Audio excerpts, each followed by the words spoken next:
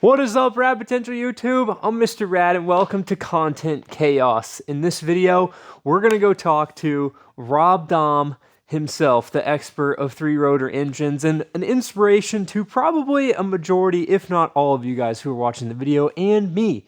I can remember sitting in high school nearly, 10 years ago now. I refuse to say ever in life that I'm getting old, but watching Rob Dahm rip that black three-rotor FD whenever he first got it, it's just one of those things that has always stuck in my head, and he's been a huge inspiration seeing him grow, and I'm excited to have this opportunity to have a conversation with him about something that he knows very well, which is three-rotor engines. My top speed project, the Superlight GTR, aka a kit car Ford GT, 06 Ford GT. We are 1 month out from getting the chassis from Superlight. We filmed that video, 6 weeks ago. We're coming up on the deadline. So hopefully they finish it in time, because I really want to get started on this project. And whenever I unveiled the project to you guys, we started Content Chaos, which is just trying to finish every project I can in the next, month. This video was filmed about a year ago, and it is literally just a conversation between Rob and I about three-rotor engines and his experiences pushing them at super high horsepower levels, 1,000 horsepower plus. There's no fancy cinematics to this. It is literally raw car guy conversations, and I am just super appreciative, right now looking back, for the opportunity to have spent some time with Rob, and I cannot wait to challenge him, top speed, half mile, and eventually we'll get this Ford GT, hopefully climbing some mountains very soon. So with that, enjoy the video. Let's head to Rob Dahm's shop. All right, guys, we're here with literally the man, the myth, the legend, Rob Dahm. Thank you so much for letting me bug you and take up some of your time today to talk about some three-rotor stuff. So for the top speed car, we're going to need a significant amount of horsepower, well above what any of my cars have had, and the expert on pushing three rotors well past the limits of what we all kind of thought they would do is Rob here. So Rob, thank you for showing me your engine and everything that we've got going on. I'm excited to learn some stuff. So what would you say as far as, in my application, top speed, so sustained boost levels for a long amount of time, lots of heat in the engine. What would you say are some of the most important things to consider, at least like just as a baseline starting point, and then get a little more detailed from there? Well, I think even as we were saying off camera, keeping it simple. And so especially at the limit, I've realized the more things you're juggling and trying unique tricks, that might compound into a big problem. And it has in my past, and that's what I want to share. I don't have the solution, but I think I have many things to avoid. And so what I wanted to do is show for the people how what I'm going to say works. That way it's the theory, not just, hey, set this number in your tuning, or hey, use this. It's not that. It's the formula that I've learned to making sustained power. So like you said, it's about keeping it cool, because I've learned what happens when you are doing sustained endurance type of things. And essentially, really, we'll just kind of get to that point. It's this area here gets super hot. The spark plugs and this area just get extremely heat soaked. Even though you can, they've got people that have done machine work inside of here and all that. And of course, you want to use colder spark plugs. At the end of the day, if it's still hot enough to ignite fuel, it's going to ignite fuel. That's just the end of it. You can have your spark plugs off, which is how I've blown my last two motors where I've actually hurt a motor, is when the spark plug is off. And so I thought I had it under control, and I've learned that there's more at play than just spark plug timing and temperature. So what I want to show is a little three-dimensional example of what a lot of people, especially tuners, don't get right about rotary engines. So any tuner that comes from a piston engine world knows that fuel timing isn't as critical as you think, because it's either going to spray into the open port, or it's going to spray onto the closed port and then dribble into the open port later. And that will cause it to be more solid fuel, but it won't burn as efficiently, but it'll still burn. The rotary has an open port the entire time. And so when you spray fuel from up here, for example, so the primary ports, it doesn't matter at what percentage. It will always, almost 100% of the time, especially at speed, go into the motor at some capacity. So, put that guy in there. There we go.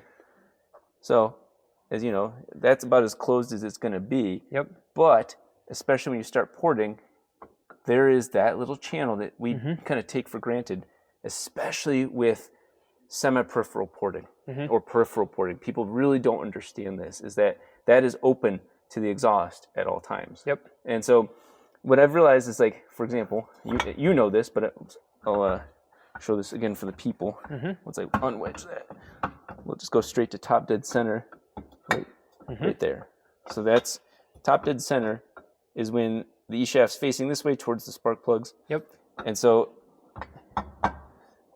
that right there is 180 degrees before top dead center. I just saw two different people's maps where they were starting to spray fuel right here. Okay. Well, the adventure already passed. Yeah. So what happens is they're like, oh man, the car runs like absolute trash when the manifold's cold, when the engine's cold, and it's like super hesitant, and because it's spraying it into the next cycle, and if anything, because of exhaust pulses, it could be actually sucking it straight out the exhaust. So that same thing actually applies at the very top limit. This is the thing that I want people to know. Like, I'll give the quick summary, and then we can break it down a little bit more. Is that we'll say again, and this is particularly exaggerated with peripheral ports because they're starting down here. Yep. So anywhere from here, the exhaust and the peripheral port are open to each other, all the way to here. Yep. And that is the worst time to spray fuel. Yeah. And so I've learned this through multiple different motors, different porting, is that if you spray fuel or have fuel close to this, the exhaust pulse, especially on a turbocharged engine, is so strong that the pulse goes out, and then there's a vacuum pulse behind it. And that vacuum pulse will suck fuel and air straight out of the intake, past the thing that makes power, and just go straight out the exhaust. And the oxygen sensor will read the same as if it went this way because it ignites in the exhaust. So you have an exhaust, your O2 sensor reads what you were hoping for. You pull your spark plugs out, they're white. Engine's detonated. You're like, what did I do? I didn't do anything wrong. And what happens is, this has happened for me, is that you use injectors that are just big enough. Because like, hey, you know what, 85, 90%, sometimes 100% injector duty cycle. I'm using my injector, we're good. The problem is, that means 100% of the spin, which means there's about 15% of the time that's just not good. So one of the very first things you want to do is get injectors that are too big, because they're not too big. That's a mistake I've made, because I just get them just big enough, or like, hey, there's only the primaries and then a set of secondaries. So I'm going to do like, I don't know, 1300s to idle the engine, and then I'm going to do 2600s for power. Well, the problem is that doesn't make the power I need. So that's hands down, especially for the sustained high temperature stuff. That exhaust is just waiting to come back into the intake.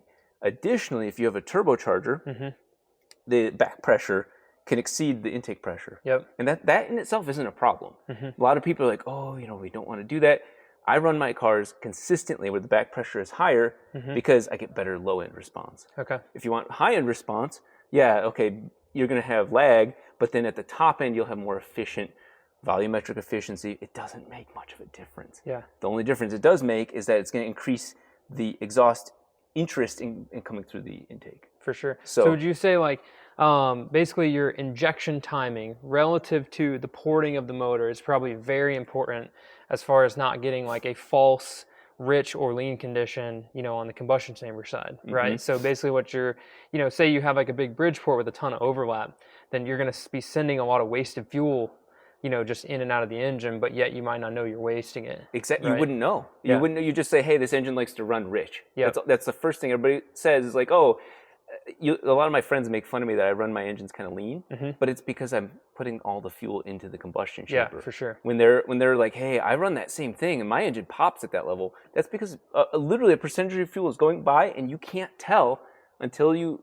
do the math. It adds up. And so ideally you'd want, especially for the high power stuff, I would change your primaries even temporarily to big injectors, just to get it more fuel in a smaller window, so it's going into that chamber in that like kind of this ideal like area, in here where it's kind of still expanding. So right here, it's expanding at the top end. Yep. So I'd want to see fuel going in during this time. Yeah, where you're creating volume, Yeah. not compressing the volume. Right? Exactly, and, Yep. and it is 100% not connected to the exhaust. Like there's just there's no overlap. You're safe. And then past here, now you're trying to force fuel in, so this is also not ideal. And then obviously it's gone by that point. Yeah. So there's a great old Mazda chart of like 0 is the moment of ignition, so top dead center, and then you work backwards to about 700 degrees, and there's times, ideal times. So that hands down, I think, is one of the biggest killers of high performance rotary engines that nobody talks about. Yeah. Assuming all the other things are safe, but that allows you to run more aggressively. That allows you to run safely. But like I said, especially tuners that come from a piston world, they don't have that pitfall, so they don't know. There's no negative. They're not worried about it. And in my case, that's literally what blew up my last 2 engines. The 4-rotor was actually off. So this is where it gets really wild. The 4-rotor is side port. It's not. There's no semi-P. Yep. So the 4-rotor, I went to shift, and my mistake, in retrospect, was during the flat cut shift, ignition was 100% off. After 150 milliseconds, which actually ends up being 6 full rotations of the engine at that RPM. And the 3-rotor, the 6 comes into play here. After 6 full rotations, the engine is still spraying fuel. Yep. It's just not igniting, and then it's going out the exhaust to cool things, and then it ignites in the exhaust. So it kind of anti-lags. Yep. Well, the problem is, whatever happens with pulsing and all that, that finally comes back through this area after 6 full revolutions. It's enough anti-lagging and back pressure, and there's not enough pressure coming in from this side that it actually, on my 3-rotor, I have a cool video from Laguna where it actually ignited and shot the rest of the fuel that was in here out, ignited part of it, the rest of it went into the intake, the engine went lean and it detonated. Yeah. But it was the backfire first. And so people don't think that rotaries can backfire. They do. Yeah, so you had like an exhaust into the intake backfire, basically. Yeah, so my turbo has that snorkel, and that's the best thing that could have happened to me, because I saw fuel and mist shoot out of the intake. Yep. And I was like, and then poof, popped the motor. And I was like, okay, now I've got all the symptoms to save other people and myself, of course. So the number one rule for that, do not let your shifts go over 100 milliseconds. Okay. So that, especially with that 5th to 6th gear or 3rd to 4th, whatever that last gear is, when you're going for the power pulls, the engine's hot, and if the shift doesn't happen in 100 milliseconds, fire the engine back up. Do not let the shift exceed that, because at that 8,000, 9,000 RPM, that's enough time for it to come back. And if your fuel timing isn't perfect, which mine wasn't, because I was on the 3-rotor, I have stock, primaries, there were 1700s, and the secondaries were 2600s. Right at the last second, I noticed it was spraying just a little bit over that overlap, and it got me. Yeah. So my own rule got me. But now I know at that high limit, you just can't mess around. It's just too much going on. So keep it simple, keep the fuel timing right, oversize the injectors so it narrows the window, and don't let your shifts go too long, because at that high level, it'll come back. Interesting. So is there anything else as far as like block strengthening at that power? I know for me, I'm not trying to launch the car hard. There's no clutch kicks. Ultimately it's just going to be like getting pushed off the line by a truck and then rolling into the throttle. So even at that level, like, do you run like your normal stock style 3-rotor engine mounts? Do you have like a dry sump plate to help with rigidity? Like, what are the things I should do there to really like help to strengthen these up? I know there's different codes of blocks as well, where kind of the dowel landing areas, I think, change in size. So are there any things like around that nature I should look at as well? So you can see here, one of the things that combats the issues of early and even D-series blocks is the external oiling. And so external oiling just means it's not having oil go through this channel, which was an awesome design. Oil goes in the back of the motor and it goes to all the bearings. The problem is you crack the rear one. It's that rear ear back there, and then the engine's still fine, but it's cracked, and you're spraying oil, and you're done. Right? Time out. So doing the external oil mod, which is one of the more basic things, allows you to crack that, quite frankly, make mistakes, crack that, and still have a fully operational engine. So that's definitely, especially for us not being Mazda Motorsports, we have to work with what we've got, and that's definitely some insurance policy there. But you'll notice though, and I'm sure I've known just from watching your videos, this is probably the number one dowel to do here. Yep. Okay. And so in this engine, I have that's 16 mil. Yep. Dowel. If you're going to do the 1/2 inch ones, which I have on the other engine, you want to do as many of these as possible. Then it's really wild on the 4-rotor. I actually I have the housing somewhere, but on the 4-rotor, when it detonated, it detonates, of course, here, and this is actually really. I mean, you can see it now, but this is the thinnest thing in the whole motor. This is the housing, and you can't change that. You're stuck with the housing. That's nobody makes a cheaper, proven aftermarket solution yet. And so this thing bows like crazy, which is why you dowel it. Well, I saw when this detonated, it actually deformed all of the metal right in here, was all pushed out because the engine pushed against the dowel, and the dowel held it from this and this, and it bowed over here. But the engine never let go of the apex seal. It never cracked. It just blew a hole straight through the rotor. So that's 1,800 horsepower of damage. But the engine ran. It never took out anything else really dangerously. And I lived to tell a tale. Even this apex seal, perfectly fine, perfectly square. That's rad. So it really contained the amount of damage. This is actually the same housing that was used with it. Yeah. And so I'm proud of that one because it actually what's funny on my EGTs, this one still ran. I drove the car back to the trailer and it was but it was igniting the oil and the fuel. I was really proud of it. And it moved the bearing, but it didn't spin the bearing. Interesting. Yeah. I've never really seen that before. Normally if the bearing does anything, it's done a couple circles in there. It reminds me of that picture of the guy that like smashed a piston valve into the rotary for video, But the thing that's interesting, I think, too, a lot of people don't understand is like rotors are hollow and they're actually really fragile. Like there's not a lot of material in here. Yeah. So like on even an RX-8 rotor, like I've talked to people about face cutting an RX-8 rotor for lower compression because like, in the Renesis stuff, things are in different locations. It doesn't really work to put RX-7 rotors in a Renesis, but there's no room here. Like if you drill a hole through this combustion cavity or up here, it's ultimately not that thick. Yeah. So that's a good thing to note. I would hope I wouldn't break something in that fashion, but yeah, it's definitely possible. That's for sure. Yeah. Even at my level. Yeah. So I would assume you're going to do all the standard, corner, clearancing and all that, which lets you do the high RPM, but honestly, on my 3-rotor, which this is my original 3-rotor shaft, and I did spin a bearing, but this actually wasn't because of the engine. This is really funny and stupid, but I thought, okay, I want my oil as clean as possible. What none of the filters can do like 10, 5 micron, 2 micron, but oil, fuel filters can. Yeah. So I put a fuel filter on it in line, and it collapsed immediately, and so it starved the engine of oil, and it ended up having no oil, which is worse than less filtered oil. Yep. So I learned my lesson: don't use metal filters. And so this guy took a beating, but in theory, we could. It's usable because I could shave it down, and then I have looser bearing clearances for a race motor, so she might live another day. Yep. But dumb stuff like that. That's one of those things where like gimmicky, like, oh, I want this. No, don't mess with that. Don't use. You can start using all aftermarket stuff, but the OEM stuff works so damn well. Yep. Yeah, that's what I've found just in building all my 2-rotor engines. Is that a lot of the aftermarket rubber seals and stuff, they're just not as consistent and they don't fit as well. So like if I'm going to rebuild an engine for anybody or myself, it's like OEM Mazda seals, even if I can't reuse them, like I take the engine apart 3 weeks later and I have to get new ones, it's just so much easier to assemble with the right stuff. So true. Now, when I talked to Kyle, he kind of gave me an upper limit on like the eccentric shaft might be the first thing that I break, that I could probably get away with, dowels and studs on a stock block, right? Not needing billet plates.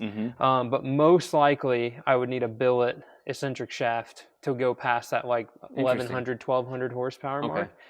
Is what he was saying. Would you have any experience with like breaking these or bending these, I guess is kind of what he was mentioning? Yeah, I don't have enough experience with 11 to 1,200. I would say up to 1,100 is my sweet spot. This is not this one, but this engine right here, these are 4-rotor parts, and this is the old 3-rotor. But this is the three rotor that has done 1033 to the wheels, Okay. and multiple times. So I'm in that power range where I can speak from experience. Above that, I don't have the experience to say, I can only in theory, but everything's survived it. Yep. And I mean, you see on the track and everything, Yep. I've got a million other problems, but my engine actually breaking apart is not one of them. For sure. So I feel confident for all the stuff I'm saying that, hey, it'll stick together for 1,000 easily. Yep. I don't know the answer about the billet. I personally would love to see this go further. I think it could. Yeah. Yeah, because I think too, like a lot of the things I've seen with the two rotor stuff that really breaks things is like shock in the drivetrain, not so much the actual horsepower Agreed. that the engine's putting out. So like, yeah, detonation will break stuff on the block, but generally just like, my first gen, when I got it, the rear iron was broken and it had a really shot transmission mount and solid engine mounts. So like I could go back there and just bend the whole drivetrain. So like that's probably why that broke. I don't know that it detonated. It was running super rich and never really got driven that hard ultimately. No. So I agree with you. I'd 100%. be curious if like in Kyle's situation, the drifting, it's definitely kicking. Clutch kicks, loading up, burnout, all that stuff is really hitting that hard. So you're getting a big force ramp, lots of shear, Agreed. Versus just like a slow fatigue or pull, right? You might be able to get more strength out of it. So one of the things I'm a big fan of is you look at this motor and, there's bearings, right? There's bearings here, here, and here, but there's not a bearing here. Yep. And on my four rotor, that's one of I think maybe there's two more now, but I was one of the first and few to have this section be removable and have a center bearing. Okay. That's going to really show its face at the 10,000 RPM mark. That's where this bearing on my four rotor is used. It's a serviceable part of the motor because that is definitely it's a ball bearing, roller bearing, but you can see the wear on it. Sure. So it's a very important part. Now it's funny. I have all my special three rotor stuff here. So this is something that I will do to my three rotor as I go to service it for the next adventure. But again, this is the gimmicky side of things, and I mean gimmicky is in I haven't done it yet, so I can't prove it. But this, you actually end up machining part of this down, and you get the more bearing surfaces. A roller bearing. This is starting to become popular. Okay. But again, more ways of constraining the engine. So this goes in the front of the fat plate then to hold this? Let's see. Yeah, I forget where it goes. It's on my billet motor. And I think it is the fat. Yeah, it's the fat. So it should go right on the other side of this fat iron here. You're correct. Okay. Yep. Yeah. And there's a space on a billet plate for that. Okay. Interesting. But yeah, so that's the idea is that this one's always off by a little bit. Yep. I've never taken apart my motor and found that this one was misbehaving. Sure. Because I think I lucked out. Because you're supposed to do that whole thing where you assemble this half of the motor, well, 2/3 of the motor, and then you get this one set up and then lock that one in. Yep. I did that on accident. Okay. So I'm not going to act like I knew that.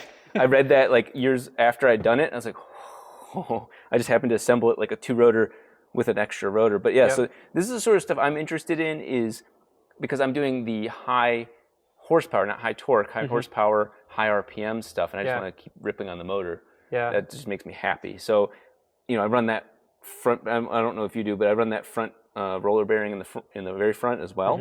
I think I might have a spare one of those here, somewhere in here. This is all my like holy grail of it's sitting out. But yeah, so I have that roller bearing that lets me do whatever I want with my alternator and all that, and that's not going to hurt this bearing. And then equivalent to the four rotor, I want to have one there. So that way, low oil pressure, whatever the case, the engine's still being held in place and protecting the money makers. Yep, for sure. Yeah, I don't know. All my speed calculations I've done around 8,700 RPM is just the peak RPM. Just kind of knowing that that's about the limitation of balancing one of these engines with reasonably stock parts, and Agreed. And kind of staying within what Mazda's spec of safe is. So that's really what my car's gonna be set up for is that RPM out the back, Nice. And keeping it below that. So, hopefully all of that being said, I can stick with some stock parts to at least get me through that number, Yeah. The math for 243 miles an hour, which barely breaks the record, is only going to be around 800-900 horsepower. So, really pushing through to that 300 number is where we're going to have to start really, getting into the dirty details on pushing a 3-rotor. So yeah, I do think the last kind of parting thoughts on that is then you're just trying to mitigate that heat, and so I've never used nitrous. Yep. I know Kyle has. Yeah. I am about to begin more of my meth addiction. Okay. Because I realized that it's kind of same kind of power density on my 4-rotor. There's a limit to the ethanol. Yeah. And so I'm actually going to switch that car to methanol to do the crazy antics. Yeah. And even the 3-rotor, I want to do the same thing, pre-turbo methane injection, which is what came from my Indy car. Yep. And so that way I can get that combustion temperature or charged air cooler, even though it's cool.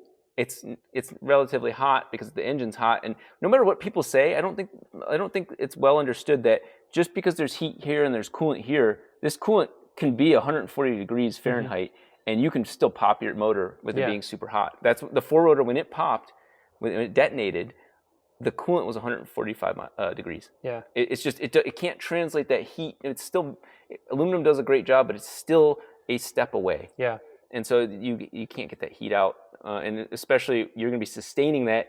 It'll start to heat up the rest of the motor, but you still have that density of heat right in there. And so I think the cool air is definitely going to be another trick up your sleeve. Yeah, one of the things I really want to try to dig into is the 4-rotor cools from the center out, front and back, so kind of like almost cooling 2 rotors. Yeah. Johnny's 4-rotor is cooling front to back through the whole motor. Mine is too. There's no fancy, brakes in there. So with the 3, in my situation, I'm curious if putting different coolant passages in here to really help spread the heat through the engine or dissipate the heat through the engine, is going to help with that, basically being on throttle for a minute, Well, I'll give you real world information there, is that on my 4-rotor, the in and out are at the front, and everybody's telling me that's bad. So I put a temp sensor on both the in and the out. Yeah. Because if it's so bad, I should see an insane delta. Yeah, between the 2. 4 degrees. Yeah. No matter what you're doing, it's 4 degrees maximum. And so you can't tell me, I don't mean you specifically, but they can't tell me that that's a significant enough of a difference from rotor 1 to rotor 4 to blow either of them. That doesn't make sense. That engine can run with 4 degree hotter coolant in that rotor anyway. There might be a tuning difference, which I didn't see either because I have EGTs and oxygen sensors on each of them. But I love the idea of, hey, it makes sense logically to split it out. But my real world experience was like, okay, well, it's only 4, maybe 5 degrees. I got problems elsewhere to solve. So I keep the coolant in the front. I might, as time goes on, but that's even at full tilt dyno sessions.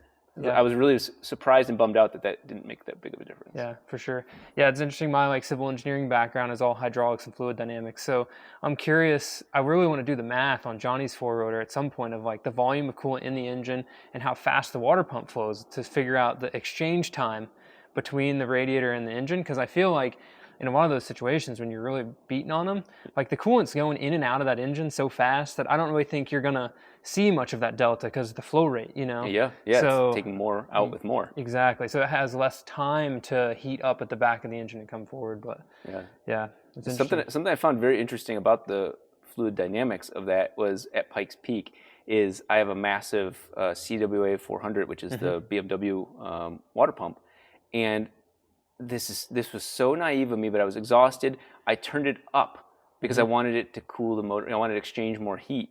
I always leave it at about 30%. And I was like, let me switch it up to 60%. Let me just get that coolant flowing. I had more radiators. So I was like, okay, maybe I have more back pressure. I don't know. That was a mistake because what it did was it created a low pressure zone before the pump. And at altitude, water boils at a lower temperature. And so I accidentally undid my own progress by allowing the coolant to boil in that spot. Yeah. And so when I slowed that back down, it gave me a couple more degrees before it boiled. Yeah. And so I was like, wow, that makes a difference. There's definitely a lot more science than just giant radiators and airflow, right? Yeah, The water flow plays a big part in cooling. So the coolant stuff I think will be interesting to deal with. Now, as far as managing, with your 3-rotor car, you also had a lot of heat from your exhaust, right? With the flat bottom, and then in addition to, you added the side exit, to get the heat out and just keep it out from under the car. So, for me being rear engine, my goal is to try to get the turbo kind of up and get the exhaust up so the heat can just come out the top versus trying to get it down or even at the back of the car. Would you think that there would be anything that I should focus on as far as like the actual design of the turbo manifold to help mitigate that heat? At this point, the shorter the better. Okay. For sure. Less is more when it comes to turbo manifolds. I think a lot of people have that weird. Back 10 years ago, it was a big argument: long runner versus short runner. Yep. But the science backs up the fact that, especially with a divided manifold, which 3 rotors don't have, because nobody divides it by 3, which I'm actually working on that, but that's unrelated. Is that the pulse is about 15% more energy. Okay. If you can divide the pulse, otherwise, if it all gets muffled, you lose that ability to drive the turbo. Okay. And so the idea of, if you can't divide it easily, at least have less distance for travel. Yep. And so I'm very obsessive about exhaust pulse management and what it's doing. I actually, every millisecond, I actually watch all these pressure waves occurring where they crash into each other. And the guys at Garrett taught me a lot, the engineers, about the harmonics that occur and how to use that to scavenge and all that sort of shit. But that hasn't translated into more power as much as understanding the data. So shorter is definitely better. Okay. And using the back pressure to your advantage, understanding what it's doing or not doing. Yeah. And so I would think for your case, definitely going with a slightly larger size turbo. Yeah. Losing out on the low end a little bit, but being in the compressor and turbine efficiency zone, you'll get more energy added to the engine and more energy extracted from the exhaust. Yeah. So I've done a lot of calculations with that stuff. That's why the 3 rotors had like 5 different turbos, because I'm trying different theories. And when the compressor's in that sweet spot on the compressor map, it's cold, it's powerful, it's when that boost kicks in, and so kind of shifting that towards when you're actually in the run, probably be advantageous if you're going for that much power. Yeah, for sure. Because the other thing too is like, I won't need the car to actually spool up. I'm not anti-lag launching. I'm literally just like, give me 400 feet to kind of get going, and then we're just going to probably boost by gear based on the traction I have and let it eat out the back. So it's not really it's a very interesting application to try to apply some of the things that, aside from really racing beat in the 90s, like a lot of people haven't put this thought process to a rotary in a while, as far as the top speed stuff. So what size turbo are you thinking? I honestly haven't gotten that far yet. I am accumulating data right now and trying to learn about what I need to do to this, and then just going towards the power, or at least like the actual horsepower number that I need, and then, kind of getting to that. So for me, I would think probably something either similar or a little bit bigger than what you have on your car, because I won't need the spool. And to be able to keep it a little cooler. I'll probably start on like ethanol, just start out there to get the car sorted and running. There's no way I'm going to be able to just build a 1,000 horsepower car right off the chip. So it's let's get it to 500 horsepower first and make sure the car's working, the suspension's working, do some half mile stuff. And then from there, I was figuring methanol for the cooling factor of it. And most likely I'm going to set mine up with a water to air intercooler.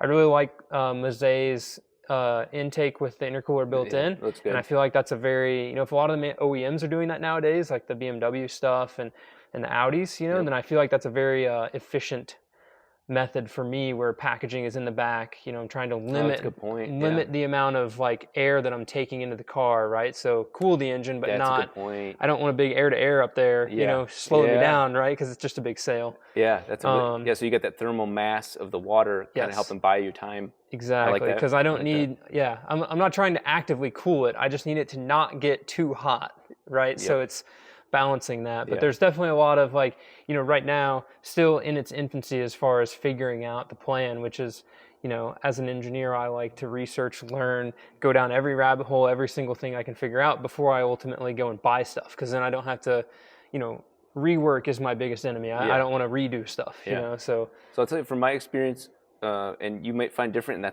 that's the fun part about this, but somewhere between 82 to 88 millimeter compressor is going to be your friend. And then I would say like a G50, not the G55, that's too big.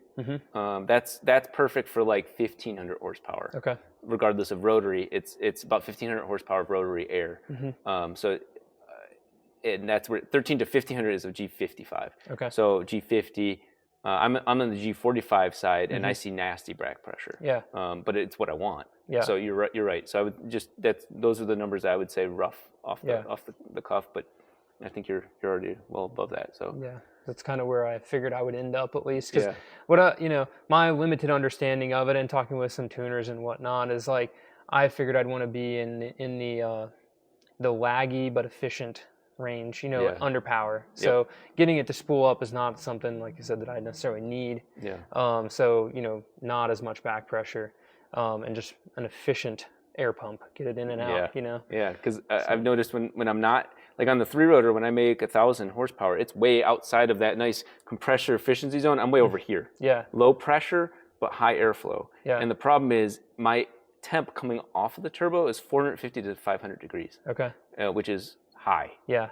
And that has nothing to do with rotary. It's 100% inefficient use of the turbo. But sure. when I'm at 300 to 500, that thing is cold, which is where I want to be, like coming out of a turn, nailing it. That engine's happy. Yeah, and so for sure. yeah, so you already know this, but just in case anybody else is listening, they want to know too.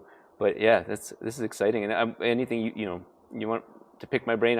Obviously I don't know that power level, but I do know how to get towards it. Yeah. And some of the pitfalls I've had. Awesome. Well, yeah, I definitely appreciate your time, and appreciate you showing me around the shop a little bit too, and especially just for all the inspiration, because ultimately, 10 years ago, sitting in study hall watching this guy rip a 3-rotor, it's like that and Rod Millen are like two of the biggest reasons why I'm here, standing here with you anyways. So I really appreciate it. So it was, and in reverse, it's like, it's fun because I've gotten to this point, but my passion started with what you're doing. Yeah. You know what I mean? Like, I get to do these really crazy, wild things, but there's a different level of responsibility, but doing what you're doing is exactly what I loved. That was my passion. And so it's neat to see somebody doing that and with their own style. And it's awesome. I appreciate it. This will be the first of many times of hanging out. Awesome. Yes. Thank you very much, Rob. Absolutely, man. It's the candid double ending because, well, I didn't film an outro with Rob, but I just am super appreciative of the couple hours I was able to spend with Rob in his shop. He's super busy. At the time, I went down there for 7 stock, had to make my way back across the country to meet up with the Arizona guys, in New Mexico and all that as well. So we snuck this little conversation in, and I really, really appreciate his time, and truly an inspiration, to me and definitely a lot of you guys. So I really want to give a huge thanks to Rob. So with that, Content Chaos, we keep going. I have a couple more fun top speed videos that I filmed in the past year that are going to start coming out. We got a couple other things going on, and I'm actually headed to dyno insane rotary truck. So with that, thank you guys so much for watching. Live a life you don't need a vacation from, and I will see y'all in the next one. Keep it rad. The double ending. Ignore the dent and the scratches. It's so ready for this drive. So ready. Everything working flawless. Also, let's just say we're getting stuff done on multiple fronts. Peace, guys.